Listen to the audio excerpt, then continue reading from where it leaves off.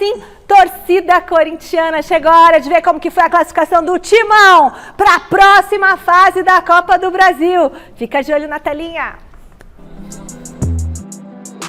O Corinthians precisava de 3 gols e Yuri Alberto ainda não tinha feito nenhum desde que chegou. Nessa quarta-feira, os 2 problemas foram resolvidos de uma só vez. Ontem, após o treino, eu tava indo pro jantar, né? O presidente me parou e falou assim, ó, eu vou escolher uma música, que você vai fazer 3 gols amanhã. Eu falei, então tá bom, pode escolher. Aí eu tava indo pro aquecimento aqui hoje, eu vi ele aqui, né? A gente tava subindo. Eu falei, e aí, já escolheu a música? Aí ele foi e falou, calma. Aí eu fui, aqueci, quando eu voltei pra me trocar, ele veio com o papelzinho assim, com a letra e com o nome, com o nome do cantor. Aí eu fui e guardei na caneleira. E eu nem li. Não, eu li, só que eu não sabia que música era. Aí eu fui pro jogo, aí na entrevista ali, acabou a entrevista, eu falei, nossa, eu tenho direito de pedir uma música. Aí eu tirei o papel da caneleira todo molhado, quase rasguei o papel todo molhado. Mas eu consegui pedir a música para ele, então fico muito feliz pelo carinho que ele tem por mim e pela confiança também.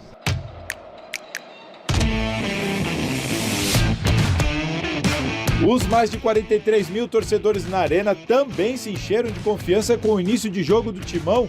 Em 5 minutos, Renan defendeu chutes de Roger Guedes e de Yuri Alberto.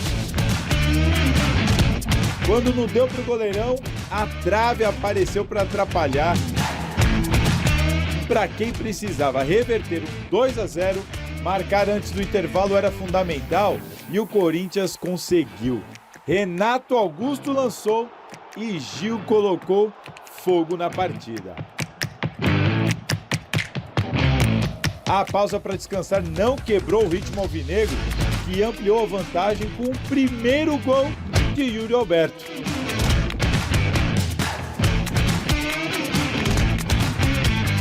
Gil também queria mais. Mas a noite estava reservada para o novo camisa 9. Quando apareceu a oportunidade de eu pegar a 9, eu não pensei 2 vezes. Falei que era 9 do ele, eu quero a 9. E Duqueiroz queria tanto gol que decidiu não passar a bola. Ficou bravo, mas não teve jeito, pô. O pessoal me puxando, não tinha como tocar. Eu falei, vou dentro do gol. Tudo bem, não fez falta nenhuma, porque Yuri Alberto transformou a vitória em goleada com essa bela cavadinha na saída do goleiro. O Atlético chegou a descontar, mas insuficiente para estragar a festa da Fiel. A semana começou com o ultimato das organizadas e muita pressão, mas a equipe de Vitor Pereira deu a resposta nessa quarta-feira. Com a goleada por 4-1 em cima do Atlético Goianiense, o Timão fez as pazes com a sua torcida, garantiu vaga nas semifinais da Copa do Brasil e agora vai encarar o Fluminense. A única resposta possível para alterar um resultado de 2 golos contra tinha que ser esta. E nós de facto, para mim, na minha opinião, volto a dizer, fizemos um grande jogo. Um jogo de caráter, um jogo tático, estratégico, muito bem conseguido. E aí, vamos falar desse Corinthians que fez a lição de casa, né? O Vitor escalou o que ele tinha de melhor. Não, ele devia fazer isso sempre. Os jogadores renderam aquilo que se esperava deles, todos, sem exceção, foram bem. Claro que tem algo... A gente estava conversando nos bastidores aqui, o Salazar ele tem o melhor jogador na concepção dele. O do jogo? Do jogo. Roger Guedes. E para mim foi o Renato Augusto. Para mim também foi o Renato Augusto. Eu acho que o Corinthians ele consegue esses 4 gols porque tem um cara criativo, com capacidade de organização, com chegada, com talento, que é o Renato Augusto. Claro que o Roger Guedes foi muito bem. Eu acho até que foi a melhor partida do Roger Guedes com a camisa do Corinthians. Acho que ele entendeu o que ele tem que fazer.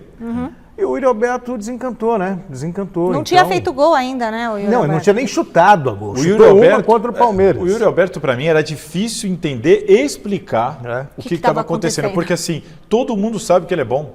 Todo mundo sabe da qualidade do Yuri Alberto. Então, assim, era difícil entender o que estava acontecendo. Ele até falou, cara, eu precisava de um tempo para me adaptar. Então, foi isso. Então, assim, ontem... Para mim, o Yuri Alberto jogou o que eu espero do Yuri Alberto. Roger Guedes, para mim, foi o melhor em campo, porque quis muito, chamou muito o jogo, correu demais e em determinado momento, quem assistiu o jogo vai lembrar do que eu estou falando, o Corinthians tem um chute com 2 minutos, com 5 minutos, e o chute seguinte é o da trave lá com, se não me engano, 25, 26 minutos. Rolou um tempo ali que o Corinthians não conseguia finalizar, dominava, mas circulava a bola para lá, e para cá, e para lá, e para cá. E falta alguém chamar essa responsabilidade. É quando o Roger Guedes pega a bola, infiltra, chuta na trave. Aliás, ele não gosta de jogar centralizado. Eu gosto, eu acho que é onde ele rende melhor. Mais do que na ponta, mas enfim. Mas acho que é um caminho, né? Mas eu gostei bastante. E aquilo que a gente vinha falando, Celso. O Corinthians fez 1, continuou em cima, fez 2, continuou em cima, fez 3, continuou em cima até com 3-0, fez 4, quase fez 5. Isso que foi legal de ontem. Eu não estava no estádio, estou acompanhando o jogo pela televisão, diferentemente do Salazar, e aí teve um registro do repórter da Rede Globo, do Vitor Pereira, quando fez 3-0 o Corinthians, que era o placar da classificação, e o Vitor pressionando. Continua jogando no mesmo ritmo, continua da mesma forma, não muda. Não era para E parar, fez aquilo né? que ele disse que sempre muda. Que ele quer implantar, né? Isso aqui é que é a marcação alta, isso intensidade, todo mundo em cima o tempo inteiro. Me surpreendeu. O Corinthians, que é o time que menos finaliza da Série A, finalizou 15 vezes. finalizações, 9 delas no gol. 25 desarmes, 36 cruzamentos. Aliás, a pressão da Gaviões também fez efeito, hein? Não combinamos. Eu não tenho a menor dúvida dessas coisas. Os caras correm nessa hora. Você tem uma noção, o gol do Gil sai aos 41, de cabeça. Aquele foi o 27º cruzamento do Corinthians no jogo. Quando o Gil marca o gol de cabeça, foi o 27º Fez tudo que não fez até agora. Exatamente. Impressionante. Tem que fazer isso sempre, né, Coringão? Finalizar, chutar, não só chute de fora da área e tudo mais. Bom, vamos saber mais um pouco da... Aliás, tem que jogar assim contra o, sei lá, se é o Fluminense, né? Fluminense. E depois contra o Flamengo, porque eu acho que já vai dar Flamengo. Pô, mas que isso? Calma, já colocou o Flamengo na final da São Copa Paulino, do Brasil. não esqueça, a Michele já descartou porque vocês. aí é difícil, né, gente? Vamos combinar. Repercussão da vitória alvinegra. Quem tá hoje no Parque São Jorge é o querido José Paes. Boa noite, Zé, pai do Theo. Noites em claro, sem fim. Não sei como tá pra você, mas pra mim tá difícil, viu, Zé? O que você separou pra trazer pra gente, Zé? Um só, pô.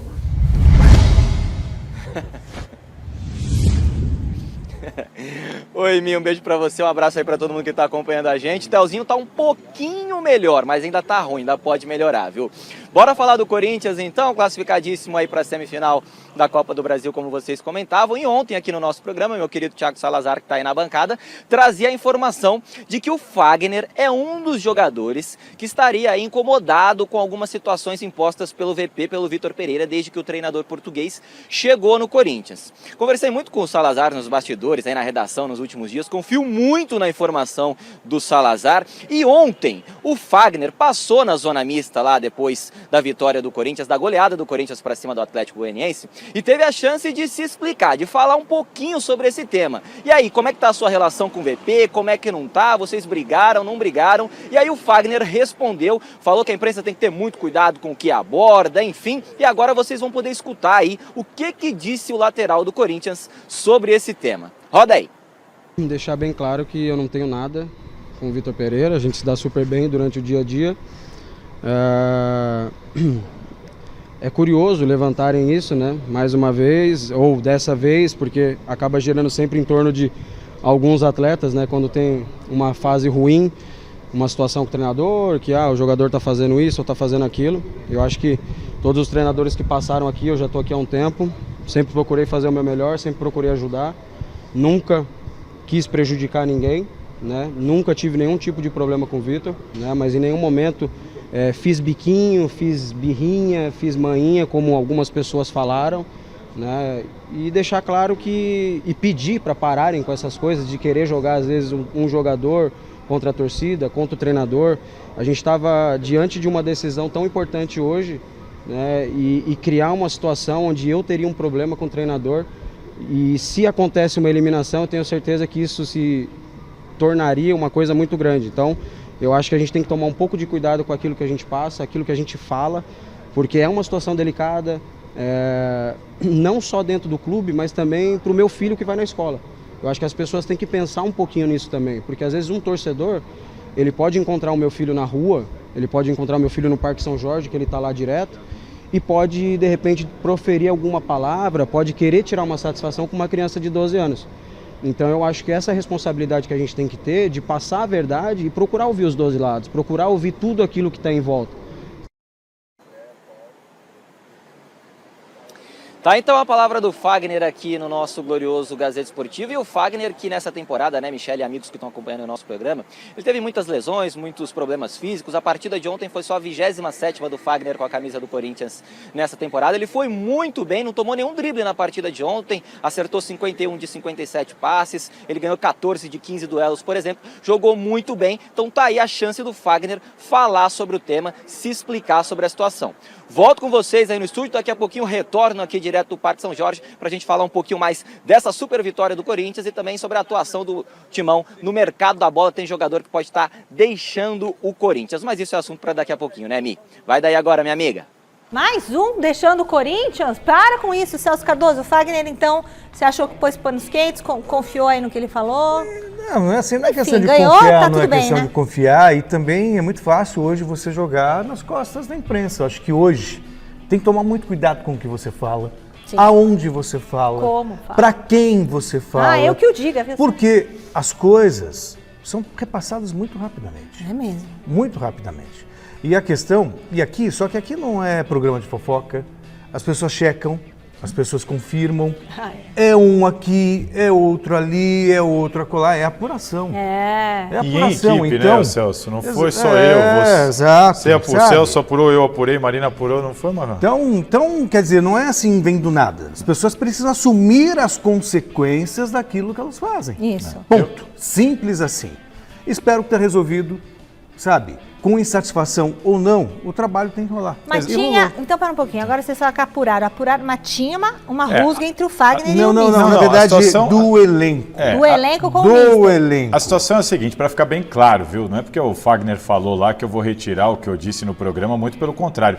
Aliás, tem que ser muito ingênuo para acreditar em versão oficial depois de um 4-1. Só faltava alguém achar que o Fagner ia chegar depois desse jogo de ontem e falar: é verdade, viu? Eu tô com um problema com o Vitor Pereira. Claro que não. Eu não gosto muito dele. Pelo amor de Esquece, Deus. né? Passa A situação a é a régua. seguinte, a gente, ao mesmo tempo que a gente trouxe a informação da insatisfação, que não é só do Fagner, a gente deixou isso bem claro, mas que o Fagner é um dos líderes e um dos insatisfeitos, eu reforço aqui, é verdade, mas eu deixei o tempo todo isso claro.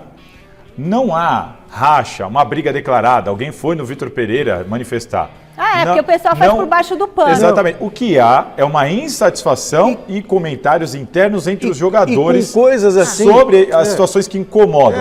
Ponto. Então era melhor Não falar com o ter Vitor, a então. escalação anteriormente, Todo mundo revisamento. E todo mundo dentro do Corinthians sabe que isso existe mesmo. Inclusive, isso foi abordado na reunião da diretoria, com o Vitor Pereira, com a torcida. Como vocês viram, já foi divulgado. O assunto do Fagner, inclusive, foi abordado, falando que ele estava fora de forma. Eu questionei o Fagner pessoalmente ontem sobre isso. Ele falou: você acha que eu faria esse jogo se eu estivesse fora de forma?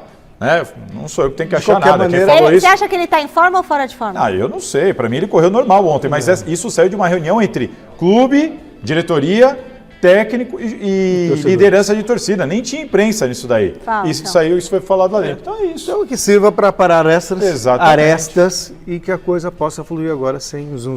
sem Não, e outra, se o elenco está insatisfeito também com o VP, chega e conversa com ele. Não fica Exato. fazendo por trás do pano. É muito chato esse zum.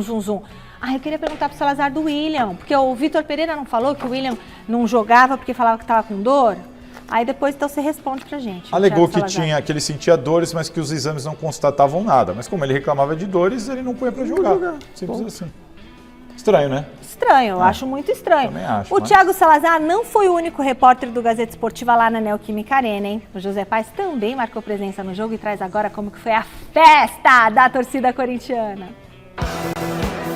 Se tinha uma coisa que a Fiel queria de verdade nessa quarta-feira contra o Atlético Goianiense, era ver o Corinthians em campo com sangue no olho na Neoquímica Arena. As duas derrotas para o Flamengo, a perda do derby e até as escolhas do técnico Vitor Pereira para o time titular, inclusive as de ontem, estavam causando um questionamento danado entre os corintianos. Pegar pra você, o Rony tá jogando como? Muito. Primeira coisa, Roger Guedes não é pra marcar. Roger Guedes é jogador de ataque, de fazer jogada. Bota o Rony, do Queiroz ali pra segurar e bota o Roger Guedes e o Yuri Alberto pra fazer gol, pô.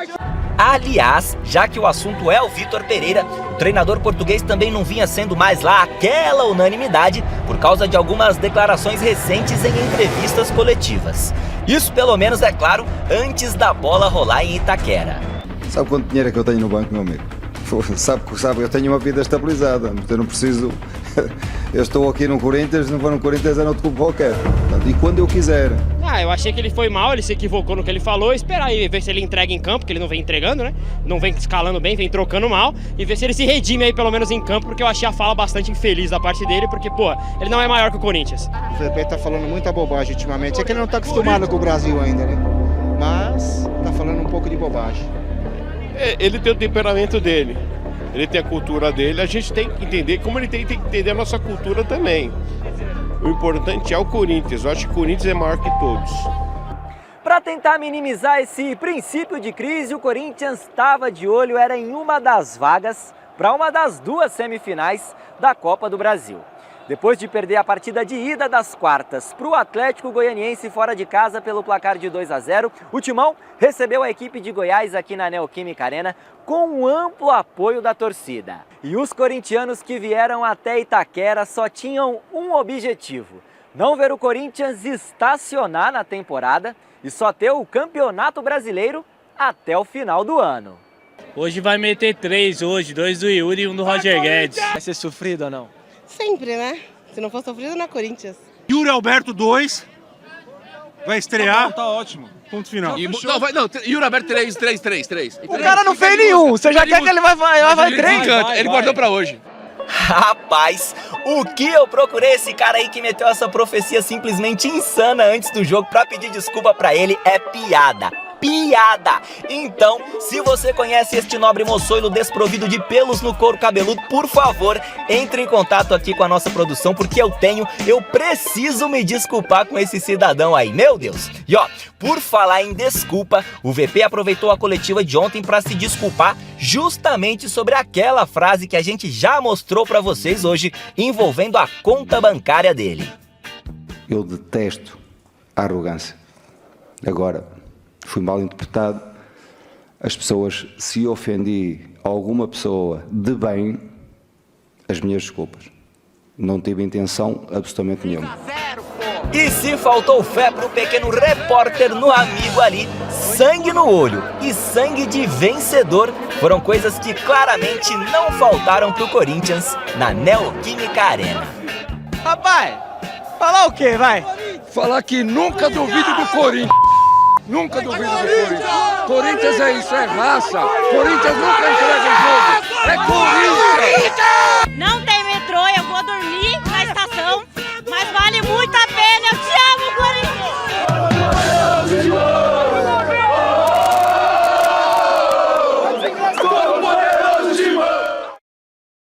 Isso é que maravilha, dia de festa mesmo. E, ó, depois do jogo de ontem, o técnico Jorginho do Atlético Goianiense elogiou o corintiano Vitor Pereira e criticou novamente o Abel Ferreira.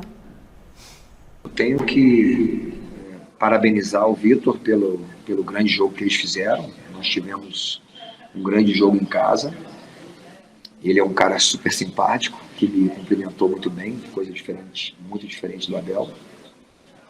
Já fui anfitrião já umas 3 vezes aqui, nunca recebi um aperto de mão.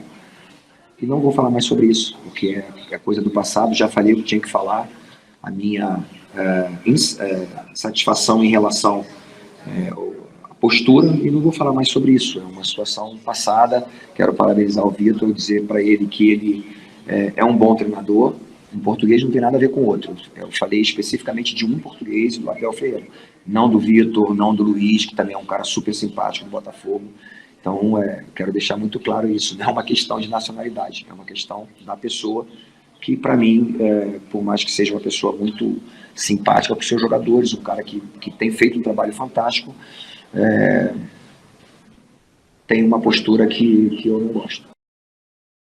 Ele falou que não ia falar mais, mas acabou falando um pouquinho, Eu acho que ele quis quebrar um pouquinho as críticas de... Não, as críticas de xenofobia, que ele é xenófobo, aquela coisa toda, ao elogiar o Vitor Pereira. Tipo, ó, estou elogiando um português, isso não significa então que eu seja xenófobo.